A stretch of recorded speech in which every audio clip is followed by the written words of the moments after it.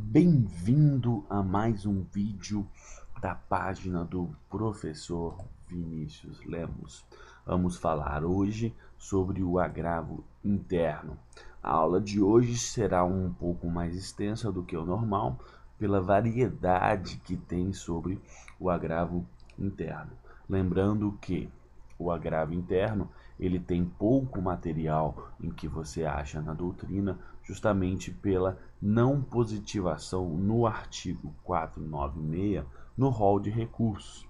A gente pode colocar ele como um recurso variante do próprio agravo de uma série de agravos, ele será uma variante. Então ele tem predisposição legal, como nós veremos, e ele tem essa positivação, mas ele é muito pouco estudado nos livros de doutrina, mas vamos aprofundar sobre ele nesta aula. Antes de mais nada, antes de falar do agravo interno em si, vamos falar sobre a decisão monocrática. O normal, o motivo pelo qual existe um órgão fracionário em um tribunal é justamente um julgamento colegiado. Todo recurso busca, em sua finalidade primordial, a sua finalidade clara, de uma revisão da decisão impugnada pelo recurso por um colegiado. 3 desembargadores, 5 ministros, qualquer que for a forma de se buscar um colegiado, o recurso busca essa decisão colegiada. Porém, cada vez mais, com as reformas do Código de Processo, existe a possibilidade de uma decisão monocrática. Decisão monocrática é uma decisão dada pelo relator, geralmente pelo relator, ou também uma decisão dada pelo presidente do tribunal.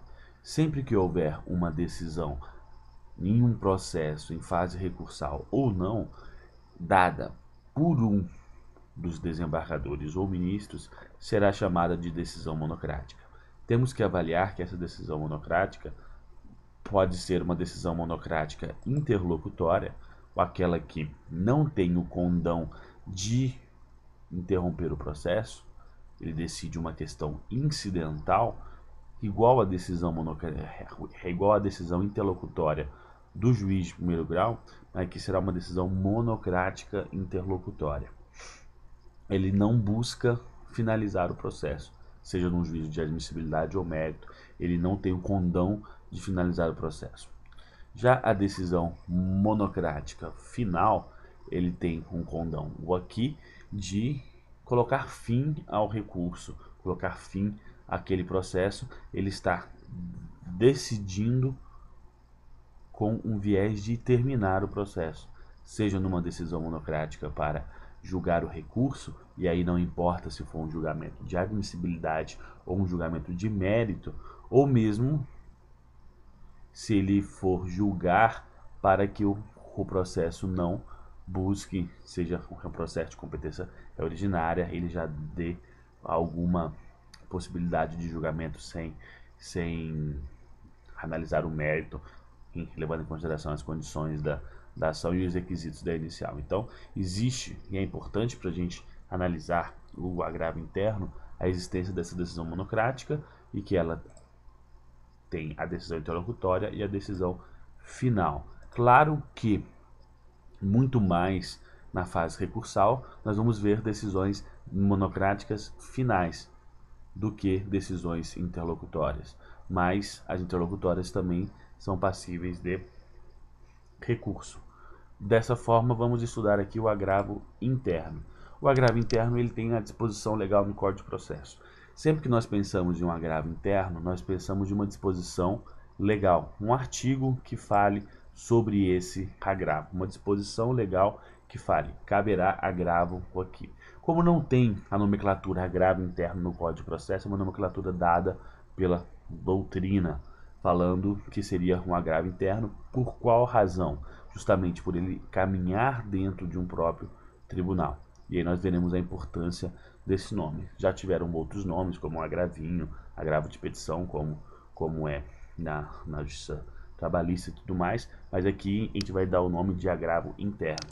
E ele tem 3 disposições legais bem claras, e aí veremos mais ao final o que seria o agravo regimental, que tem uma diferença em relação ao agravo interno. Nós temos aqui a possibilidade do agravo do artigo 557.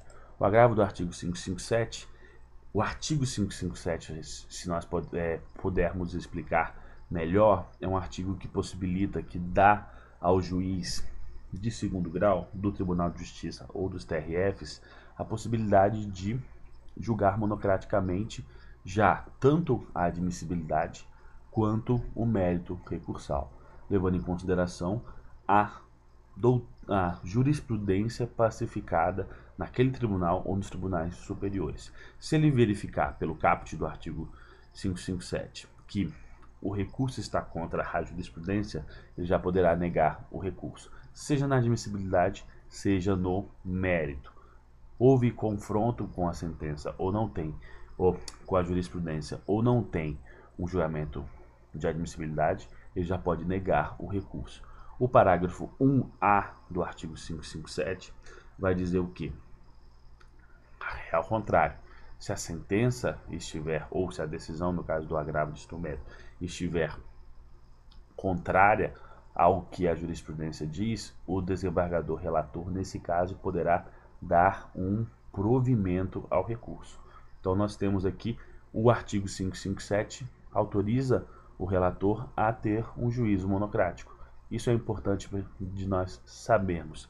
Se ele tem um juízo monocrático, decide monocraticamente sem levar para o colegiado, caberá agravo.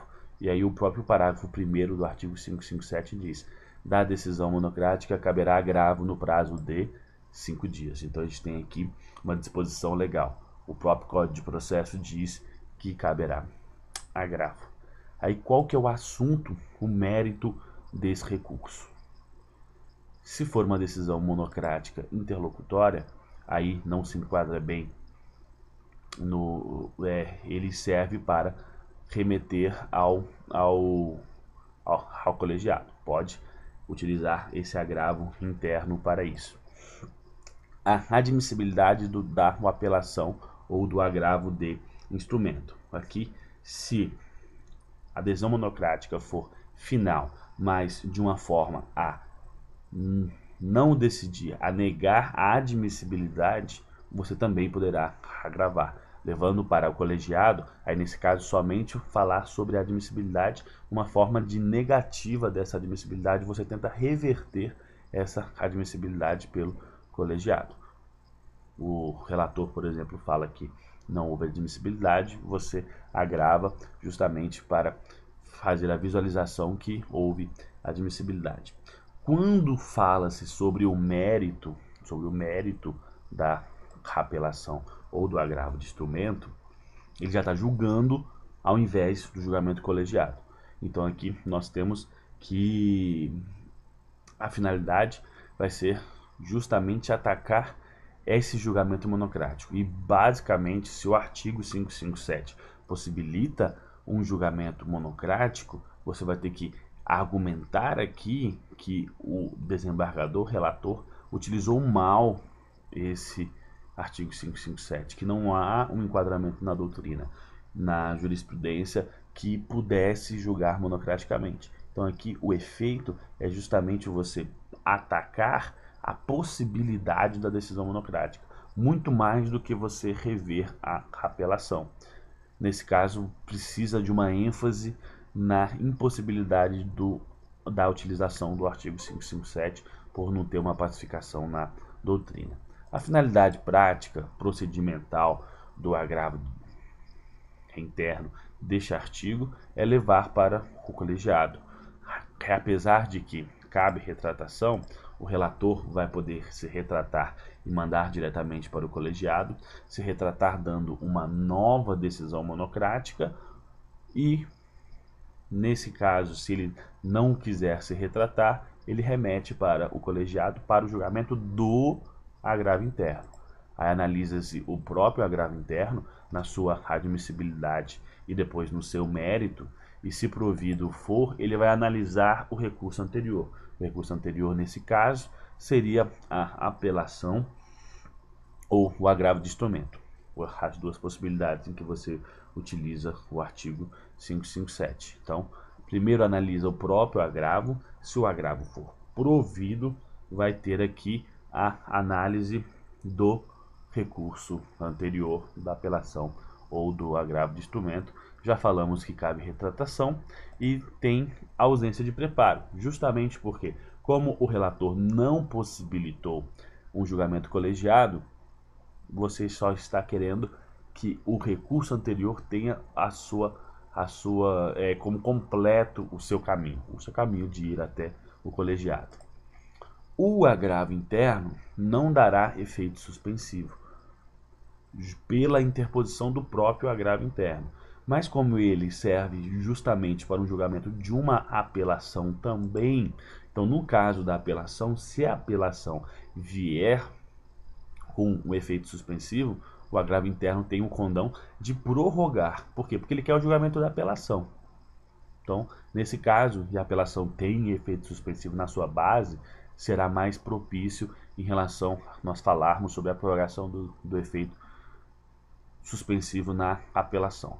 Poderia ter uma prorrogação no agravo de instrumento? Poderia, mas é bem complexo. Por quê? Porque o juízo monocrático já julgou o agravo de instrumento, então ele já não deu o efeito suspensivo no agravo de instrumento, ele já julga, então não há necessidade do efeito suspensivo. Então essa decisão seria bem complexa de acontecer. Dessa forma, só falamos aqui no caso da apelação. Um outro agravo interno, que aí é o agravo do artigo 545. O agravo do artigo 545, é importante a gente relembrar o artigo 544, que fala sobre o recurso, o agravo, nos próprios autos do artigo 544, que é aquele que serve para destrancar um recurso, para fazer subir um recurso especial ou um recurso extraordinário. Então nós temos que sempre pensar que o agravo do artigo 545 interno vai ser no STJ ou no STF e sempre no julgamento do agravo do artigo 544. O agravo do artigo 544 não é agravo interno. O agravo do artigo 544, como nós poderemos ver em outras aulas, e já tem totalmente na doutrina, ele é um agravo que leva de um tribunal de justiça ou de um TRF para o STJ ou para o STF, ou do STJ para o STF. Então nós temos aqui um agravo que leva de um tribunal para outro. Então não confunda que o agravo interno do artigo 545 e o agravo do artigo 544, que não é interno. Esse agravo, então, aqui do artigo 545 funciona como? Ele, ao chegar o agravo de um tribunal para o outro, o relator poderá julgar monocraticamente. Por quê? Porque o parágrafo 4º do artigo 544 possibilita o ministro relator, seja do STF, seja do STJ, ao receber o agravo que tem o intuito de fazer o recurso subir, ele já pode decidir o agravo. E pode decidir o agravo tanto na sua forma de admissibilidade quanto no mérito do agravo, e já pode julgar o recurso principal também. Então, vamos lá. O agravo do artigo 544, ele coloca o prazo de 5 dias. Lá está que caberá agravo no prazo de 5 dias. Então, o prazo dos agravos internos, eles são normalmente do prazo de 5 dias. O assunto desse agravo interno aqui, ele fala sobre, primeiramente, a admissibilidade do artigo 544. Porque no parágrafo 4º desse artigo 544 vai dizer o quê? O relator, o ministro relator aqui, ele já poderá de plano julgar a admissibilidade do agravo. Se o agravo está fora do prazo, se o agravo não atacou a decisão do presidente do tribunal, o acórdão e tudo mais. Então ele poderá falar sobre a admissibilidade. Ultrapassada a admissibilidade do agravo, ele vai poder falar sobre a admissibilidade do recurso especial ou do recurso extraordinário. Então ele já pode passar pela admissibilidade do agravo e depois julgar o recurso especial. E se o processo parou nesse momento, você pode interpor um agravo falando sobre isso, a admissibilidade do agravo, a admissibilidade do recurso especial, e se o relator julgou o recurso especial, você pode também levar para o colegiado, para um colegiado aqui, a turma do STJ ou a turma do STF, você pode levar o mérito daquele recurso excepcional que você interpôs. A finalidade, então, aqui é remeter para o colegiado. Ele remete para o colegiado justamente porque, ele não concorda com o julgamento monocrático realizado no, pelo relator, pelo ministro relator. Então aqui ele tem a função de remeter para o colegiado. Igual nós vimos do artigo 557, caberá retratação. Então cabe retratação, ele pode voltar atrás, ele pode mandar direto para o colegiado para julgar o recurso anterior e não o próprio agravo, ou ele pode também dar uma nova decisão monocrática. Feito o agravo interno, vai se analisar o próprio agravo interno, o fundamento do agravo interno, e se provido for o agravo, analisará o recurso anterior, seja o agravo do artigo 544, seja o próprio recurso especial. Então, ele tem essa função, esse procedimento de analisar primeiro o agravo interno e depois o recurso anterior, se provido for. Aqui tem a ausência de preparo, justamente porque o recurso especial ou recurso extraordinário já realizaram o pagamento de preparo justamente para chegar a um colegiado. Não chegando a um colegiado, ele não está completo ainda e por isso não terá o preparo em si. E ele tem aqui a ausência de efeito suspensivo pelo recurso. Isso quer dizer o quê? Você não conseguirá o efeito suspensivo pela interposição do agravo interno. Pode ser que o recurso tenha um efeito suspensivo por uma medida cautelar. É difícil, por quê? Por que é difícil nesse caso ter um efeito suspensivo? Porque nesse caso só cabe do julgamento do agravo do artigo 544. Se um recurso chegou no STJ ou no STF por um agravo, dificilmente ele vai ter uma liminar, mas pode ser o caso. Então, os recursos para os tribunais superiores não têm o efeito suspensivo automático, você precisa pleitear ele. Então, esse agravo quase nunca terá o efeito suspensivo e ele não concede esse efeito suspensivo. Aí nós temos aqui o agravo do artigo 532. Esse agravo ele é um pouco diferente dos outros, mas não diferente no processamento, mas no assunto em si. Ele é um agravo também que vai sair no novo Código de Processo. Então aqui nós vamos verificar que ele fala sobre um assunto diferente. Ele fala sobre a admissibilidade dos embargos infringentes. E como os embargos sairão no novo Código de Processo Civil, naturalmente ele fala. Enquanto os outros dois agravos eles eram maiores, com uma abrangência maior por causa de uma decisão monocrática, o aqui ele vai ter uma admissibilidade, ele vai ter uma restrição sobre a admissibilidade. Interposto os embargos infringentes, o relator vai ter que fazer uma admissibilidade se ele manda ou não manda para as câmaras reunidas ou para o pleno, dependendo da composição de cada tribunal. Aqui, se o relator fala não cabe, não é admissível os embargos infringentes, e aí ele não manda para o próximo órgão, ou seja, ele fala sobre a admissibilidade dos embargos infringentes. E aí o artigo 532 diz, se a admissibilidade dos embargos infringentes não for feita de maneira negativa, caberá agravo no prazo de 5 dias. Então esse agravo só tem como mérito, como assunto, a admissibilidade dos embargos infringentes. A finalidade é remeter para o colegiado, remeter para falar sobre o agravo interno, primeiramente sobre a admissibilidade dos embargos, e se for provido, analisar o próprio embargo já pelo colegiado, tudo mais, sem nenhum problema. E aqui cabe retratação, como os outros dois também. Então tem a possibilidade de vocês, do relator se retratar e já mandar. Como você já pagou as custas para os embargos, vai ter uma ausência de preparo, porque leva para o colegiado, e ele tem uma ausência de efeito suspensivo dado pelo próprio recurso. Mas aqui, como ele se trata de embargos, se os embargos vierem com efeito suspensivo dado pela apelação, ele terá esse efeito suspensivo de prorrogação, não um efeito suspensivo dado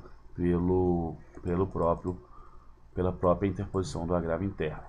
E aí são esses 3 agravos internos. E é importante salientar que sempre tem a dúvida: o que é um agravo interno e por que existe o agravo regimental? Então a gente pode colocar que o agravo interno ele é quando a lei diz, quando o Código de Processo Civil diz, caberá agravo no prazo de 5 dias nesse caso. Então, em situações bem específicas, como as 3 que nós colocamos. Aqui, o agravo regimental, ele funciona de uma outra maneira. O agravo regimental será para qualquer decisão dada por um juízo. Em segundo grau, uma decisão monocrática. Ele deu uma decisão que não se enquadra em nenhuma das duas hipóteses, a das 3 hipóteses elencadas anteriormente, é uma decisão monocrática. Ah, mas não tem fundamentação legal para se enquadrar no artigo 557, no 545 e nem no 532. Não cabe agravo? Cabe. Cabe em relação ao regimento interno do tribunal. Então nós temos que verificar o quê?